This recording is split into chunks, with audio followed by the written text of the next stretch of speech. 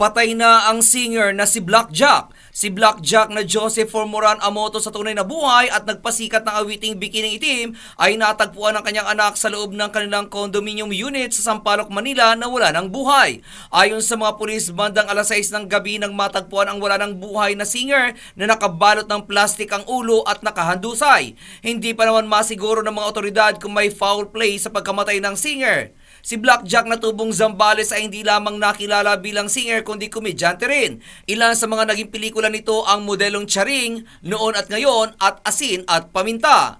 Kasal ito kay Twinkle Estanislao kung saan siya mayroong 4 na anak dito. Noong 2014, naaresto ang singer sa kasong malicious mischief, alarming scandal at illegal possession of drug paraphernalia na natagpuan sa loob ng kanyang apartment sa Cubao. At yan aking balita. Ako naman si attorney ang inyong kaliga sa mundo ng showbiz.